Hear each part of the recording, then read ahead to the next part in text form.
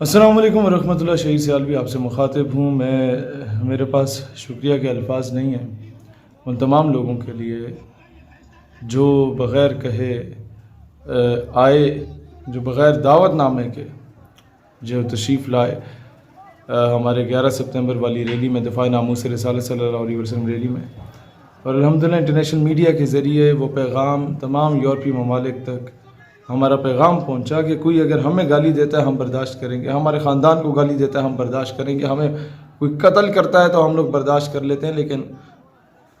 کوئی اگر رسول اللہ صلی اللہ علیہ وسلم کی عزت، حرمت اور ناموس کے بارے میں الٹی سیدھی بات کرتا ہے تو مسلمان کبھی برداشت نہیں کر سکتا۔ شکر گزار ہوں ان تمام علماء مشائخ کا جو ہے، شکر گزار ہوں فرداً ان تمام نوجوانوں کا جو پینٹ شرٹ میں تشریف لائے، جو یہ ماڈرن قسم کی یونیورسٹیز سے اٹھ کے آئے، دنیا کو پیغام دیا کہ ہم لوگ جتنے ماڈرن، جتنے ماڈ سکاٹ کیوں نہ ہو، لیکن ناموس رسالت کے معاملے پہ ہم کبھی سمجھوتا نہیں ہونے دیں گے، نہ کریں گے نہ ہونے دیں گے۔ یہ ایک بڑا پازیٹیو میسیج ہے، اور تاریخ میں ایسا بہت کم ہوا، پچھلے 20 سالوں میں تو نہ ہونے کے برابر ہوا کہ ہر مکتبہ فکر اور ہر سیاسی مذہبی جماعت کا کارکن ایک پلیٹ فارم پہ اکٹھا تھا اور بتا رہا تھا کہ ہمارے اختلافات اپنی جگہ، ہم ایک دوسرے کے دست و گریباں ہوا کرتے تھے، لیکن معاملہ کیونکہ ناموس رسالت صلی اللہ علیہ وسلم کا تھا تو ہم لوگ ایک پلیٹ فارم پہ ہیں۔ دنیا کو کتنا خوبصورت میسج گیا کہ یار ہمارے اختلافات رہے ماضی میں بھی، لیکن یہ وہ معاملہ ہے جس پہ ہم امت ہمیشہ سے اکٹھی رہے گی انشاءاللہ تعالی۔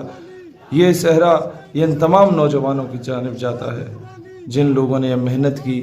اس ریلی کو کامیاب بنایا۔ پرامن ریلی، ہزاروں کی تعداد میں لوگ موجود تھے، ایک پتہ کیا ایک تنکے کو نقصان نہیں ہونے دیا۔ یہ دنیا کو میسج گیا کہ مسلمان دنیا کے پرامن لوگ ہیں،